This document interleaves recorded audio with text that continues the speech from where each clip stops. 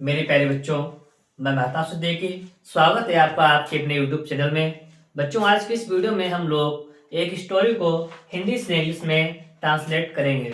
तो आपके सामने एक स्टोरी लिखी हुई है। ये लिखा हुआ है, कल वर्षा हुई थी, आज भी पानी बरस रहा है, हर तरफ पानी ही पानी दिखाई पड़ रहा है।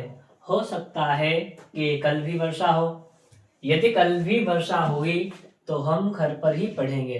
तो ये स्टोरी आपके सामने लिखी है। आपको इसका इंग्लिश में अनुवाद करना है। तो देखिए कैसे करते हैं। यहाँ पर लिखा हुआ है, कल वर्षा हुई थी।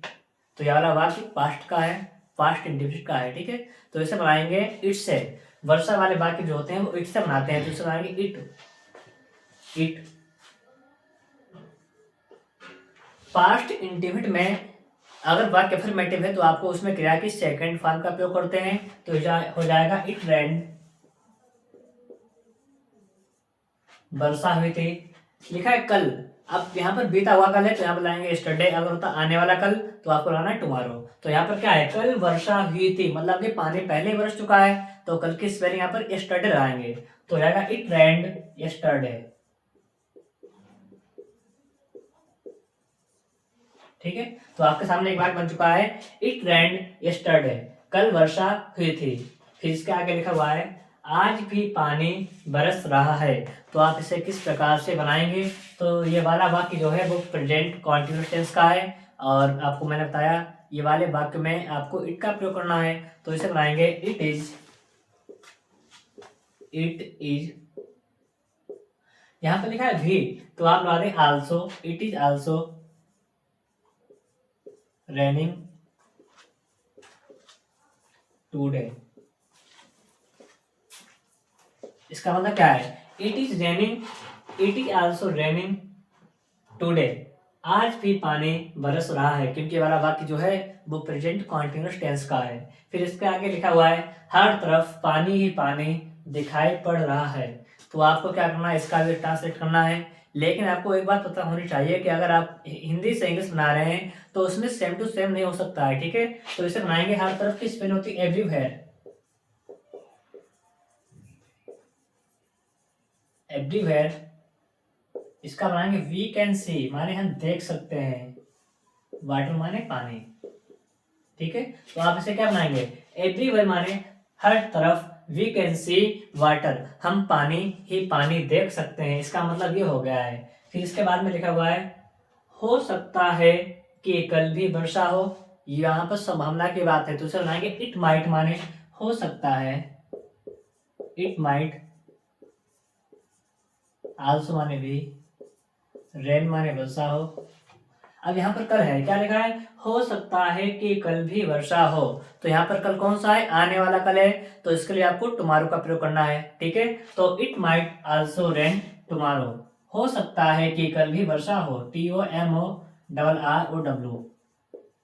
ठीक है, क्या बनेगा, it might also rain tomorrow, हो सकता है कि कल भी वर्षा हो। फिर इसके बाद में लिखा हुआ है, यदि कल भी वर्षा होगी तो हम घर पर ही पढ़ेंगे। तो यहाँ पर बाकी जो है वो नियम के अनुसार बनेगा। इसमें इसमें क्या लिखा है, यदि बाकी में दोनों तरफ लिखा है यदि कल भी वर्षा होगी, यहाँ पर भी कहा गया है तो हम घर पर ही पढ़ेंगे। तो अगर आपको इस प्रकार से कंडीशनल वाक्य मिले तो आपको उन्हें बनाने का तरीका क्या है, अगर वाक्य पहला यदि वाला है, जैसे होता यदि तुम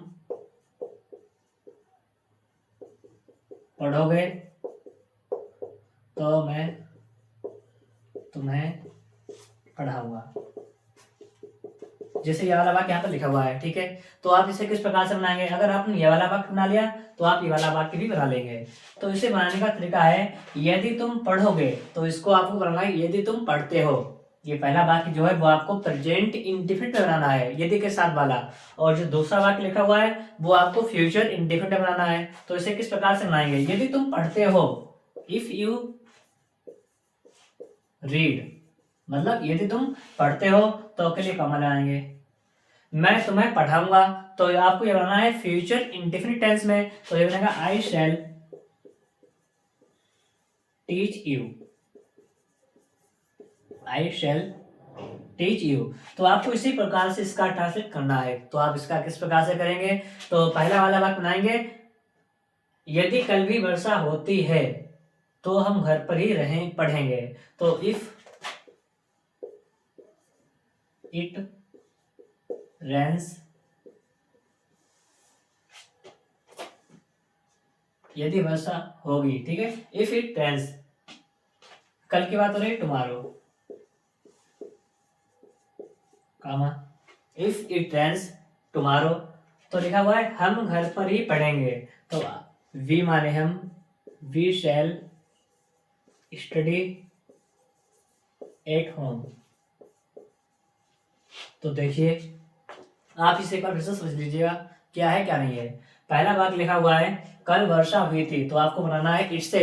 इन वाक्यों में आपको इट का प्रयोग करना है, तो हो जाएगा इट रेन्ड यस्टरडे, मतलब कल वर्षा हुई थी। ये वाला वाक्य आपका पास्ट इंडेफिनिट टेंस में है। फिर लिखा हुआ है आज भी पानी बरस रहा है, तो हो जाएगा it is also raining today, आज भी पानी बरस रहा है। फिर इसके बाद में लिखा हुआ है हर तरफ पानी ही पानी दिखाई पड़ रहा है, तो इसे बनाएंगे एवरीवेयर माने हर जगह, वी कैन सी वाटर, हम पानी को देख सकते हैं या पानी ही पानी दिखाई पड़ रहा है। फिर लिखा है हो सकता है कि कल भी वर्षा हो, तो it might also rain tomorrow, हो सकता है कि कल भी वर्षा हो। फिर इसके बाद में लिखा हुआ है यदि कल भी वर्षा होगी तो हम घर पर ही पढ़ेंगे। तो इफ इट रेन्स टुमारो, यदि कल भी वर्षा होगी तो के लिए पावर आएंगे, हम घर पर ही पढ़ेंगे, वी शैल स्टडी माने हम पढ़ेंगे, एट होम माने घर पर ही। तो आपको इस प्रकार से स्टोरी बनानी है। तो अगर आपको वीडियो अच्छी लगी है तो आप लोग वीडियो को लाइक करें और चैनल को सब्सक्राइब करें।